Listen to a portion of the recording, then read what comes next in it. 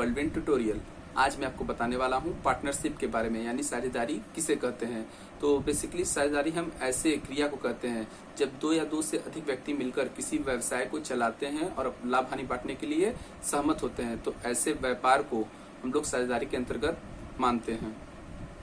तो इस वीडियो में मैंने अंत तक समझाया है कि पार्टनरशिप क्या होते हैं, पार्टनर्स के कौन कौन से प्रकार हैं और उसके लक्षण कौन कौन से हैं। तो वीडियो को अंत तक देखिए और हमारे चैनल को सब्सक्राइब कर लीजिए ताकि ऐसे वीडियो हम आपके लिए रेगुलर लाते रहें। भारतीय साझेदारी 1932 की धारा 4 के अनुसार साझेदारी उन व्यक्तियों के पारस्परिक संबंध को कहते हैं जिन्होंने एक ऐसे व्यवसाय के लाभ को आपस में बांटने का ठहराव किया हो जिसे वे सब अथवा सबकी ओर से कार्य करते हुए उनमें से कोई व्यक्ति चलाता है। साझेदारी की विशेषताएं या लक्षण निम्न हैं। पहला, दो या दो से अधिक व्यक्तियों का होना।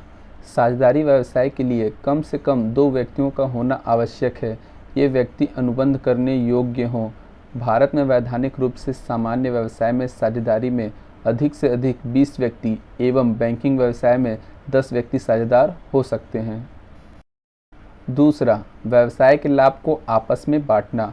साझेदारी का उद्देश्य व्यवसाय से केवल लाभ कमाना ही नहीं वरन उसे आपस में बांटना भी होना चाहिए, क्योंकि साझेदारी लाभ के ही अधिकारी नहीं वरन संभावित हानि के लिए भी उत्तरदायी होते हैं। तीसरा, साझेदारों के मध्य वैध अनुबंध होना। अधिनियमानुसार साझेदारी का संबंध अनुबंध द्वारा उत्पन्न होता है, स्थिति द्वारा नहीं। अतः यह नितांत आवश्यक है कि साझेदारों के बीच एक अनुबंध हो। चूँकि सम्मिलित हिंदू परिवार के सदस्यों का संबंध अनुबंध द्वारा उत्पन्न नहीं होता, अतः कानून की दृष्टि में वे साझेदार नहीं माने जाते तथा उनका व्यवसाय भी साझेदारी का व्यवसाय नहीं कहलाता है। यह अनुबंध लिखित हो सकता है अथवा मौखिक। चौथा, असीमित दायित्व। साझेदारी की एक विशेषता यह भी है कि साझेदारों का दायित्व असीमित होता है। फर्म के ऋणों के भुगतान के लिए साझेदार व्यक्ति रूप से उत्तरदायी होता है, अर्थात हानि की स्थिति में फर्म के ऋणदाता अपना धन साझेदारों की व्यक्तिगत संपत्ति से वसूल कर सकते हैं। पांचवा, परम सद्विश्वास का होना। साझेदारी के लिए यह अत्यंत आवश्यक है कि साझेदारों में आपसी सद्विश्वास से दृढ़ हो। साझेदारी तो विश्वास पर ही आधारित है। जिस दिन भी आपस में मतभेद हो जाता है, साझेदारी ज़्यादा चल नहीं पाती और अंत में उसका समापन हो जाता है। छठवां, हितों का हस्तांतरण। कोई भी साझेदार अपने हित को अन्य साझेदारों की सहमति के बिना हस्तांतरित नहीं कर सकता है, लेकिन साझेदार फर्म से अवकाश ग्रहण कर सकता है। सातवां, वैध व्यापार का होना।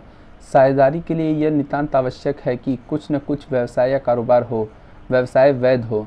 दो या दो से अधिक व्यक्ति परस्पर कोई ठहराव करते हैं किंतु उनके ठहराव का उद्देश्य किसी व्यापार को चलाना नहीं है, तो ऐसे ठहराव को साझेदारी नहीं कह सकते हैं। आठवां, पूंजी का विनियोग आवश्यक नहीं। साझेदार बनने के लिए आवश्यक नहीं है कि वह पूंजी भी लगाए।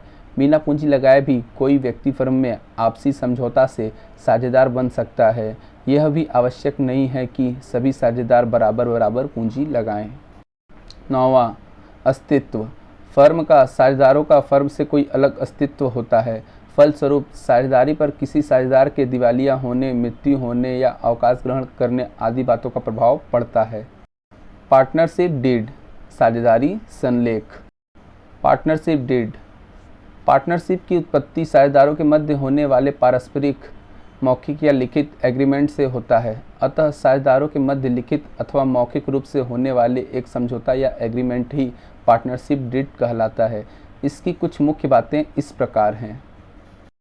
पहला, फर्म का नाम व पता डीड में लिखा होना चाहिए। दूसरा, सभी पार्टनर यानी कि साझेदारों के नाम और पता का पूरा विवरण। तीसरा, व्यवसाय की प्रकृति का वर्णन होना चाहिए, अर्थात फर्म किस प्रकार का व्यवसाय करेगी।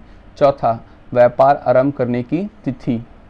पांचवा, साझेदारी की अवधि यानी कि पार्टनरशिप का समय वह एक निश्चित समय के लिए की जाएगी अथवा अनिश्चित समय के लिए की जाएगी, इसका विवरण। छठवां, प्रत्येक पार्टनर द्वारा लगाई जाने वाली पूंजी कैपिटल का उल्लेख भी डीड में किया जाता है। सातवां, लाभ हानि के बंटवारे का अनुपात। आठवां, पूंजी पर ब्याज की क्या व्यवस्था है उसका विवरण। नौवां, साझेदार द्वारा दिए गए ऋण पर ब्याज का प्रावधान क्या रहेगा, इसका उल्लेख भी संलेख में कर लेना चाहिए। 10वां, साझेदारों के वेतन, बोनस, कमीशन संबंधी क्या नियम होंगे, इन सभी का उल्लेख भी डीड में स्पष्ट लिखा होना चाहिए। 11वां, बिजनेस का प्रबंध एवं संचालन किन किन पार्टनर द्वारा किया जाएगा, क्या सभी पार्टनर फर्म की लेखे पुस्तकें रखने की विधि अथवा कौन सी विधि के खाते तैयार किए जाएंगे। 12, व्यवसाय के खातों की ऑडिटिंग व्यवस्था के लिए कौन सी विधि अपनाई जाएगी, वार्षिक ऑडिट कराया जाएगा या चालू ऑडिट कराया जाएगा। टाइप्स ऑफ पार्टनरशिप, साझेदारी के प्रकार। पहला, सामान्य साझेदारी, जिन फर्मों का नियमन तथा नियंत्रण भारतीय साझेदारी अधिनियम 1932 के द्वारा किया जाता है उन्हें सामान्य या साधारण साझेदारी कहते हैं। सामान्य साझेदारी सर्वाधिक प्रचलित है। इसमें साझेदारी का दायित्व असीमित होता है तथा सभी साझेदार को फर्म में प्रबंध में भाग लेने का एक समान अधिकार होता है। दूसरा, ऐच्छिक साझेदारी, भारतीय साझेदारी अधिनियम 1932 की धारा 7 के मुताबिक ऐच्छिक साझेदारी वह साझेदारी है जो कि अनिश्चित काल के लिए तथा किसी व्यवसाय को चलाने के लिए स्थापित की जाती है। सभी साझेदारों की सहमति से इसे कभी भी समाप्त किया जा सकता है। किसी एक साझेदार द्वारा नोटिस दिए जाने पर भी ऐच्छिक साझेदारी भंग हो सकती है। तीसरा, विशिष्ट साझेदारी, भारतीय साझेदारी अधिनियम की धारा 8 के मुताबिक जब किसी विशिष्ट व्यवसाय अथवा विशेष कार्य के लिए साझेदारी का निर्माण किया जाता है तो उसे विशिष्ट साझेदारी कहा जाता है। ऐसी साझेदारी तब तक रहती है जब तक कि पूर्व निश्चित कार्य का अथवा उद्देश्य पूरा नहीं हो जाता। इस प्रकार की साझेदारी किसी निश्चित व्यवसाय के लिए प्रारंभ की जाती है एवं उस उद्देश्य के पूरे हो जाने पर साझेदारी भी स्वतः ही समाप्त हो जाती है। चौथा, सीमित साझेदार, जिन साझेदारी संस्था में कुल साझेदारों का उत्तरदायित्व उनके द्वारा दी गई पूंजी की सीमा तक सीमित होता है तो उसको सीमित साझेदार कहते हैं। पांचवा, निश्चित समय के लिए साझेदारी, निश्चितकालीन साझेदारी वह साझेदारी है जिसका निर्माण कुछ निश्चित समय या अवधि के लिए किया जाता है और वह अवधि या समय खत्म हो जाने पर साझेदारी का स्वतः ही अंत हो जाता है। छठवां, अनिश्चितकालीन साझेदारी, ऐसी साझेदारी जिसमें समझौते में अवधि या समय के संबंध कोई प्रतिबंध नहीं होता तथा न ही उसका निर्माण किसी कार्य या उद्देश्य विशेष के लिए होता है, उसे अनिश्चितकालीन साझेदारी कहते हैं। ऐसी परिस्थिति में साझेदार का समापन सिर्फ विधान के अंतर्गत किया जा सकता है, जैसे कि आकस्मिक घटना के घटन पर, उदाहरण किसी साझेदार की मृत्यु आदि, अन्यथा वह निरंतर चलती रहती है।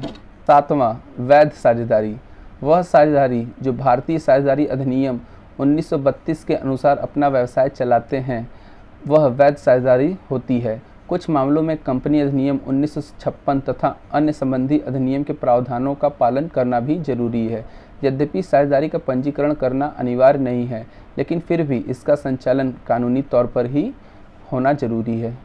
आठवां, अवैध साझेदारी, जो साझेदारी संबंधित अधिनियमों के प्रावधानों के मुताबिक स्थापित नहीं की गई हो और संचालित की जा रही है वह अवैध साझेदारी है।